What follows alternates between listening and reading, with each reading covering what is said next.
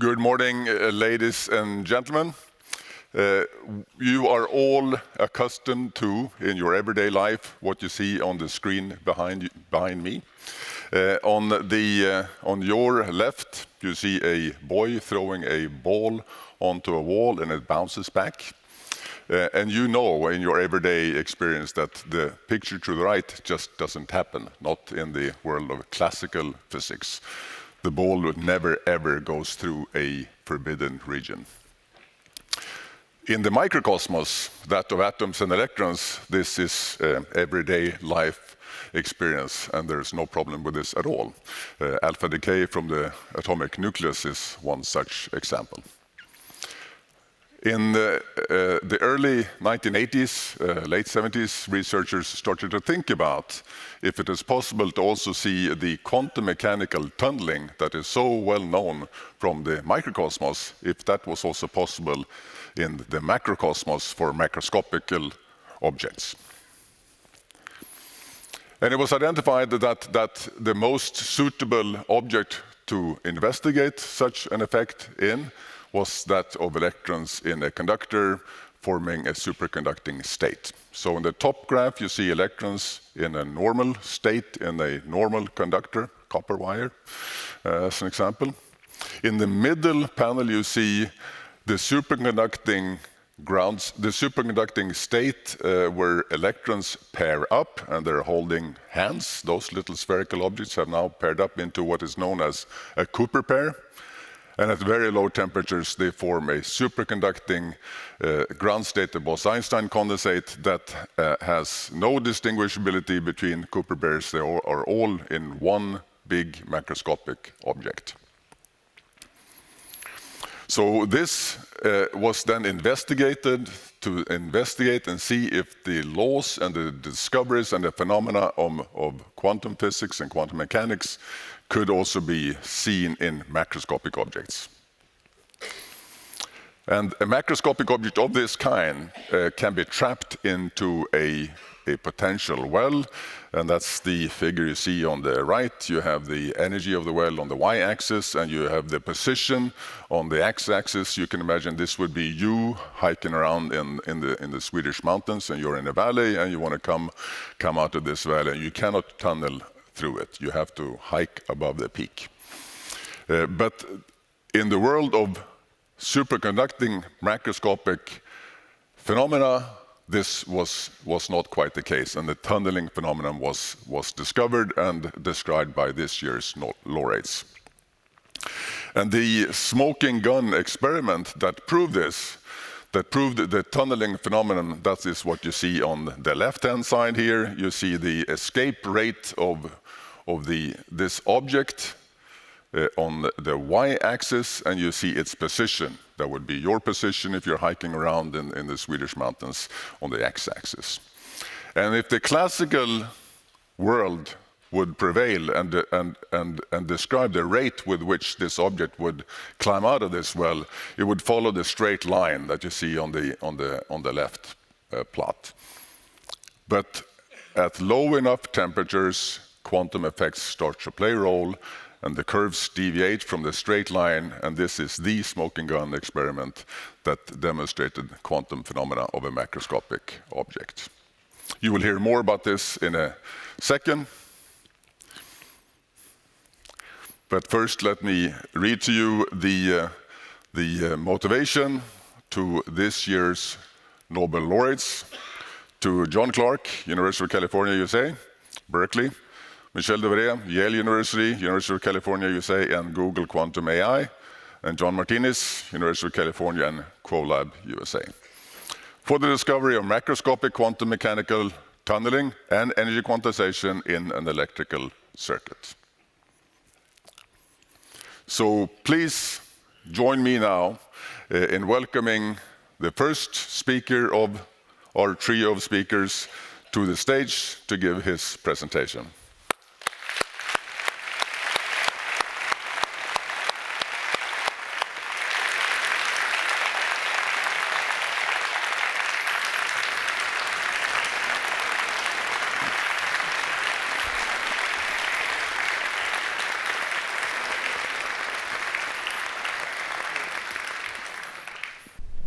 from slugs to macroscopic quantum phenomena.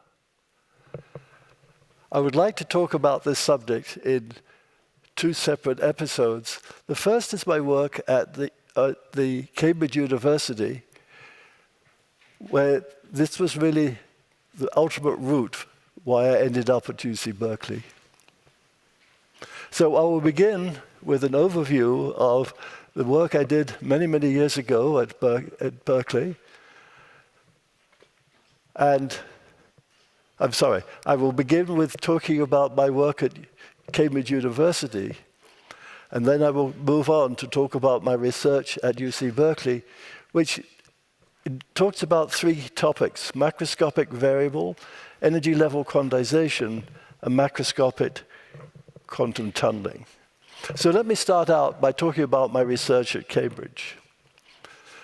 I was a graduate student at the Royal Society Modern Laboratory on Free School Lane in Cambridge, and there's a more recent photograph of me. My thesis advisor was Brian Pippard as of the 1st of October 1964, and he set me a rather tough project.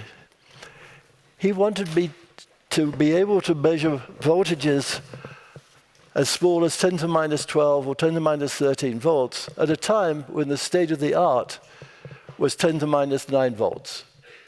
Well, I pondered this for a while, and I thought that's going to be a difficult experiment. But a little bit later, Brian Josephson gave a colloquium explaining Josephson tunneling.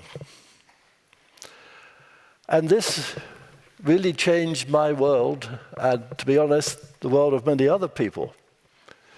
But he spent quite a lot of time talking about various topics, and one of the ones he talked about was flux quantization. And the basic idea there is that if you have a superconducting ring in which there is superconducting magnetic flux, then the flux is quantized in units of the flux quantum, phi 0, which is equal to Planck's constant over 2e. Of course, he talked about Josephson tunneling, and the basic idea there is that you first of all deposit a thin film of superconductor on an insulating substrate, you then oxidize it, and then you deposit a second film. And that's the basic principle of the Josephson junction.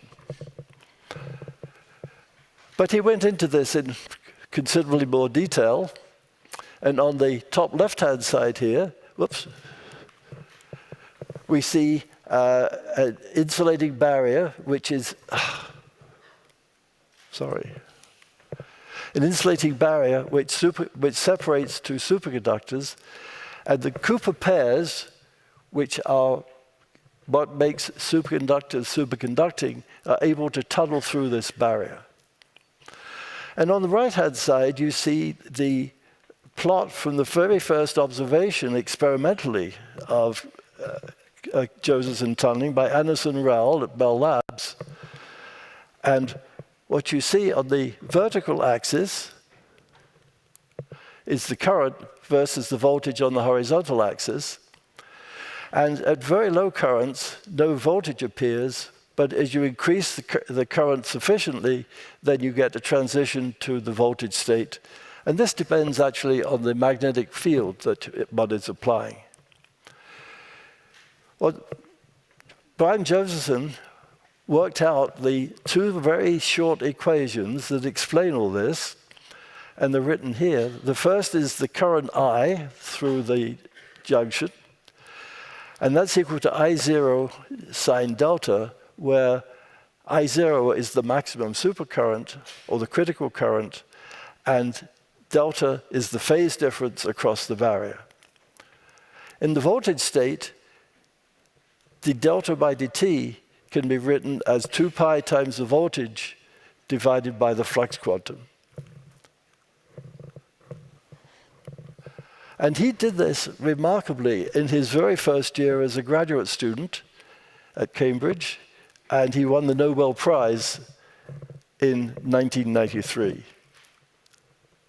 Another very important development that happened just 1 year later, in 1964, was by Jacob Lamb, Silver, and Mersereau. And they came up with the idea of the SQUID, the superconducting quantum interference device. And the basic idea is that you have a superconducting ring interrupted by two Josephson junctions. And remarkably, if you start to change the magnetic flux in the loop, then the critical current oscillates as a function of that flux, and the period is phi0, the flux quantum once again. So the SQUID unites the two ideas of Josephson tunneling and flux quantization. And this is on the right, a figure of the device that they made. And at the bottom, you see there's a superconducting film. And then on top of that, there's a rather thick layer of insulator. And then at each end of that is a Josephson junction. And the plots here are of the Josephson current versus the magnetic field. And if you look here, you see that as you change the magnetic field, there is these oscillations in the critical current. Well, the very next day, my thesis advisor, Brian Pippard, came into my office and he said, "John, how would you like a voltmeter with a resolution of 2 × 10⁻15 volts in 1 second?" And I thought, that would be amazing. But then he explained how you would do this. And here is what he drew on the blackboard. And on the right-hand side, you see a SQUID. And then the inductance of the loop is L, and it's coupled to another inductance with the same inductance L in series with a resistor, so that if you apply a voltage across this input circuit, then you couple flux into the SQUID. And just for simplicity, he said, let's make L equal to M. And basically, that's a digital voltmeter. And the voltage resolution is given by V input, which is equal to I phi0 times R, and that's the amount of current you have to apply to get one flux quantum in the loop. And if you choose a time constant of 1 second, then you find that the actual resolution is 2 × 10⁻15 volts.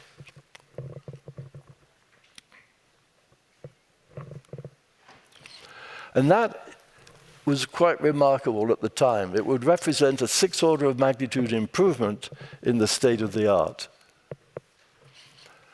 However, there was a problem. The Mon laboratory did not possess the equipment to deposit thin films. And so I couldn't make a device that replicated the kind of device that had been made in the US at the time. And I spent several weeks trying to fabricate a Josephson junction from pieces of niobium foil and niobium wire, sometimes soldered together with lead tin solder, and none of my attempts were successful. Fortunately, my problem was solved one day during our daily tea break, when I was expressing my frustration at not being able to make a Josephson junction. And Paul Raitt, who I remember very well still, a fellow research student, pointed out that niobium has a surface oxide layer, and lead tin solder is a superconducting wire. Why don't you put a blob of solder on a piece of niobium wire? And he was suggesting a device that looks like what's on the left-hand side here. And you can see that there is a niobium wire, and I've put a blob of solder on it, as you can see here. And then there are 2 leads so that we can measure the current voltage characteristics. And before dinner, and then I put the device in my cryostat with some liquid helium, and before dinner, that's what we saw. So once again, we have current on the vertical axis and voltage on the horizontal axis. And what you see is that at low currents, there is no voltage, and then when you increase the voltage sufficiently, then you have a voltage developed. So that was, for me, the beginning of how to make a Josephson junction. The day after, I put this device on my desk, and when Brian Pippard came in the morning, he said, "It looks as though a slug crawled through the window last night and expired on your desk." And so here's a photograph of a slug. So anyway, that decided the name of this device. And so the slug was the superconducting low inductance undulatory galvanometer. And so if you now look at this figure here, you find that the slug has an extraordinary property, that when you change the current flowing along the niobium wire, the voltage across the slug oscillates as a function of this bias current. So quite remarkably, the slug behaves as though it were a squid. And this enabled me to make an analog voltmeter with a voltage noise of 10 to the minus 14 volts per root hertz.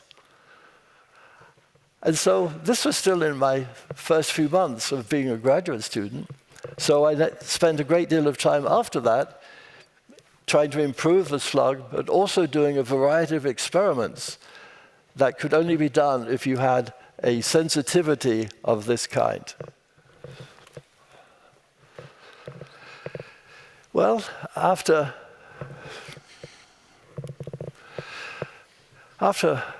years went by, I started to ponder about what I should be doing next. And a little while before I graduated, Paul Richards, who at the time was a faculty member of the physics department at UC Berkeley, came to visit my lab. And he was curious to see what I was doing, and also I would like to hear what he was doing for his research. And I really enjoyed meeting him. So, as I said, I was pondering what to do next. It occurred to me that as a postdoctoral scholar, it would be a very interesting trip to the US to go to UC Berkeley, where Paul was a graduate student, was a faculty member. He was a wonderful mentor for me, and he and his family became my close friends. Very sadly, he's no longer with us. So on January the 6th, 1968, I moved to the physics department at the University of California as a postdoc for a year. And I worked away at my slugs again and various applications that you could do with them. And they then invited me to become a faculty member and also at the same time a senior scientist at Lawrence Berkeley National Laboratory. And then I started my research group. I, at some point, took on a variety of graduate students and postdocs. And in 1980, John Martinis, who had just received his bachelor's degree at Berkeley, joined my group as a graduate student. And in 1982, Michel Devoret, who had just received his PhD in France from the University of Orsay, joined my group as a postdoctoral scholar. We had to figure out what we'd like to work on.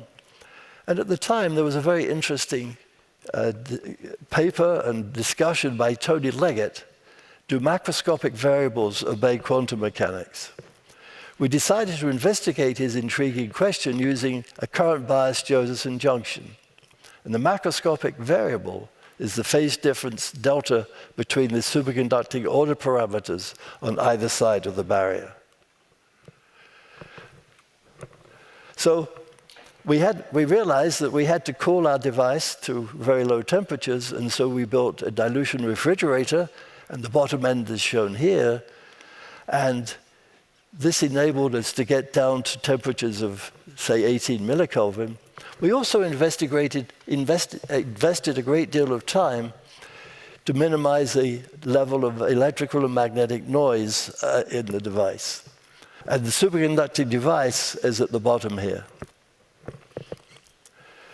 So, after our first year or two of work, we published our first paper, our physical review letters, Energy Level Quantization in the Zero Voltage State of a Current Biased Josephson Junction. And let me basically give a brief overview of what that's about. And in this part of the talk, I won't go into any details about what's actually how we work the calculations out. But on the left, we see a cubic potential U versus the phase difference delta, in which there are 3 energy levels. And on the right-hand side, we see the circuit diagram. Here's the junction shunted by a resistance and a capacitance. You could apply microwaves, and you could apply a bias current, and you could measure the voltage. And the plasma frequency of a device like this is given by this equation, which I won't explain, where phi 0 is the flux quantum.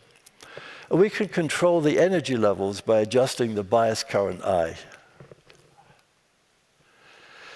Well, the first thing that we discovered was that if we apply microwaves, then the escape rate can be enhanced.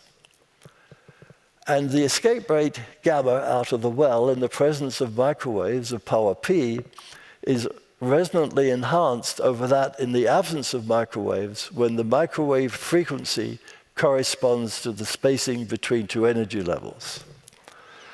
And the change in the escape rate is given by gamma P minus gamma 0 over gamma 0. So we start to investigate various properties, and here I'm showing the escape rate versus the bias current. And this is a plot of our parameter gamma P minus gamma 0 over gamma 0 in the presence of 2.2 gigahertz microwaves. And what we see is, if we look at the result of doing this, is that we can observe 3 peaks, and these correspond to transitions shown above. For example, the right-hand one is the 0 to 1 transition, which is the right-hand peak. Here is the 1 to 2, and here is the 2 to 3. And so these peaks get sort of weaker as you go to these higher transition levels. And then the lower plot is the calculated energy level spacings of the transition from the n state to the n plus 1 state versus the bias current. And here, for example, is the 0 to 1 transition. Here's the 1 to 2, 2 to 3. And the dotted lines here indicate the values, indicate the errors in the critical current and the capacitance. And the arrows here indicate which transition we're looking at. Well, now let's look at the frequency, microwave frequency dependence. And in the top curve, that is A, we're looking at gamma P minus gamma 0 over gamma 0 versus the bias current in the presence of 4 different microwave frequencies, which are labeled here. And in B, we're looking at the calculated energy level spacings versus the current bias. So these are the different spacing levels, and the arrows indicate the values of bias current at which resonances are predicted. The dashed line out here is the plasma frequency. The shift in the positions of resonances as the microwave frequency is changed is in excellent agreement with the predictions. Well, another thing that interested us is the evolution from quantum to classical behavior. And at the lowest temperature, that's the bottom plot here, we see a single resonance. As we increase the temperature, which is measured here in terms of k Boltzmann T over h bar omega, the frequency, what we see is that an additional shoulder begins to appear, and at the highest frequency, A, the response is a continuum, and that implies that we are looking at classical behavior.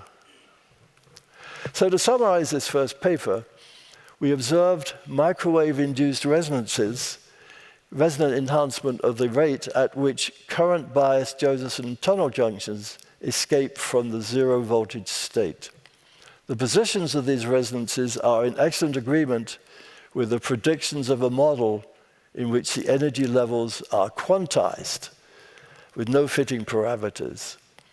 These results provide very strong evidence for the quantum behavior of the macroscopic variable delta.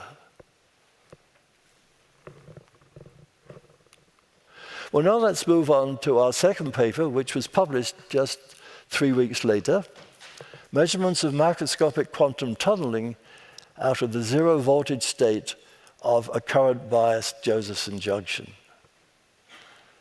So once again, I will go through this paper and mostly focus on showing the figures, and some of the details like this I won't take the trouble or won't have the time to go through. But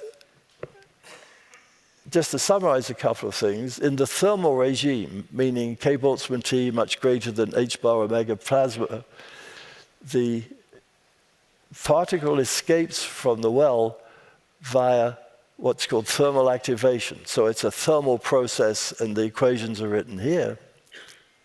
On the other hand, in the quantum regime, k Boltzmann T much less than h bar omega plasma, the escape is predicted to occur via macroscopic quantum tunneling at a rate that, again, we calculated.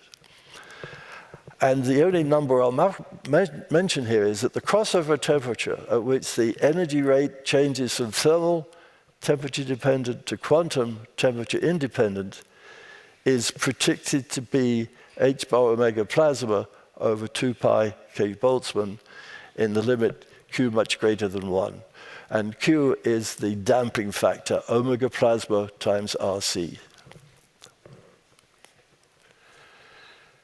Well, it turns out that a very useful and important characterization of all this is the escape temperature T sub ESC. And to express the experimental measurements of the escape rate in a way that is independent as possible of the parameters of the junction, we introduce the escape temperature T escape. And that is defined through the result I've shown here. In the thermal regime, we have one prediction, which involves the parameters here. And in the quantum regime, at T equal to 0, the prediction is again given by this complicated equation. And the crossover temperature at which the escape rate changes from thermal, meaning temperature dependent, to quantum, temperature independent, is predicted to be h bar omega plasma over 2 pi k Boltzmann in the limit q much greater than 1. Well, here's another plot, which you also saw a little while ago. And this is T escape versus temperature for 2 values of critical current. And there is the so-called quantum junction, which has a relatively high critical current. So the quantum junction is one with a relatively high critical current, and the classical junction has a much lower critical current. And the two arrows here, for the solid arrow represents the predicted crossover temperature for the higher critical current, and the open arrow here is for the lower critical current. The predicted value of the escape rate, which is plotted here versus temperature, is indicated here on the left with this little symbol here. And what you see is it lines up really rather accurately with the bottom end of the quantum plot. And the lower temperature value of the T escape are in good agreement with the T equal to 0 predictions shown here. So this was a very important result. And what we've finally wanted to end up with is the dependence of the escape temperature on the bias current I. And I show the results here at two different temperatures. In the upper figure A, at 151 millikelvin, we're in the classical regime, and T escape decreases with the increasing bias current. The lower plot shows the result at much lower temperatures. And what you see here is that the T escape increases as you increase the bias current. And within the experimental uncertainties, the data are in good agreement with the theory. The very different dependence of T escape on the bias current in A and B demonstrates that the escape mechanisms are different in the classical and quantum regimes.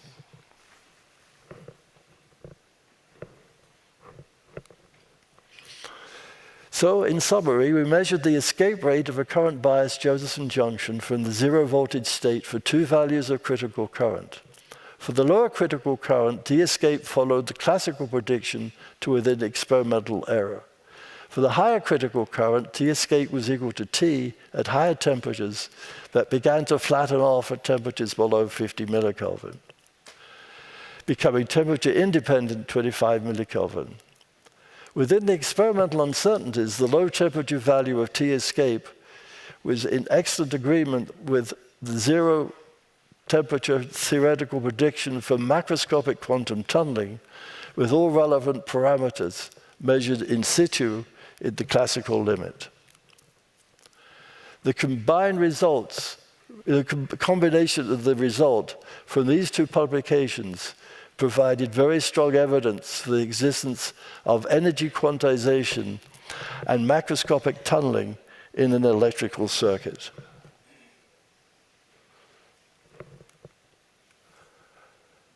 For this work, as you know, we were very privileged to receive the Nobel Prize, and the citation was for the discovery of macroscopic quantum mechanical tunneling and energy quantization in an electrical circuit. And in conclusion, I would just like to note that there were various other groups also working on macroscopic quantum tunneling who also made very important contributions.